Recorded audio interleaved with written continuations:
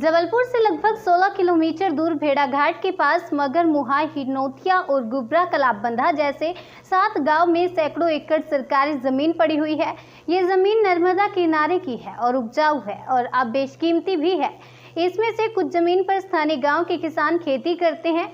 इसका जुर्माना भी वे राज्य शासन में जमा करवाते हैं, लेकिन अब यह जमीन नागपुर की एक निजी कंपनी को लीज पर दे दी गई है। इस जमीन पर जो किसान कई सालों से खेती करते आ रहे थे, उनके सामने अब रोजी रोटी का संकट खड़ा हो गया।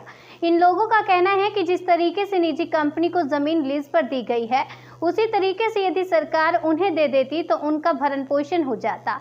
किसानों ने बड़ी तादाद में इकट्ठा होकर जबलपुर की शहपुरा तहसील में हंगामा मचाया। किसानों का कहना है कि सरकार उनके साथ छलावा कर रही है और यदि सरकार ने अपना निर्णय नहीं बदला तो वह कानून को अपने हाथ में ले लेंगे और इसकी पूरी जिम्मेवारी सरकार की होगी। न्यूज़ ऑफ भारत के लिए जबलपुर से वाजिद खान की रिपोर्ट। पहले से हम लोगों ने 5 तारीख को ज्ञापन दिया था कि हमारे उड़दा मूंग खराब हो चुके हैं। मक्का की फसल अधिक आने से हम रजिस्ट्रेशन चाहते हैं। प्रधानमंत्री की योजना है कि दूनी करेंगे फसल, पर बाज़ार रेट कम है, इसलिए जैसे उड़दा मूंग का रजिस्ट्रेशन होता है इसी तरह हमारा मक्का का भी रजिस्ट्रेशन कराया जाए। दूसरा, हमारे यहाँ 7 पंचायतों की ज़मीन इनने कलेक्टर महोदय ने अधिकृत करके लीज पे दे दी गई है, जबकि ये बिल्कुल सरासर गलत है।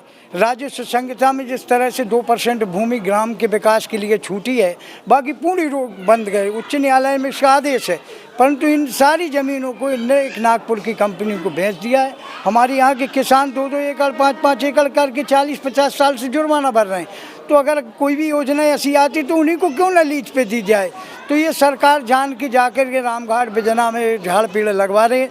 तो वहाँ के लोग भी आज बड़ी संख्या में आए हैं और आज तहसीलदार ने कहा मैं रुकवाता हूँ, नहीं रुकता है काम, तो ये हम लोग बहुत जम से वहाँ पर उत्पाद मचाएंगे। हम अपनी ज़मीन तो नहीं देने देंगे, वो कानून विरुद्ध काम करेंगे।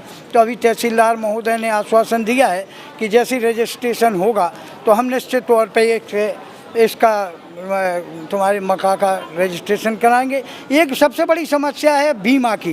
बीमा का कोई गाइडलाइन निर्धारित नहीं है।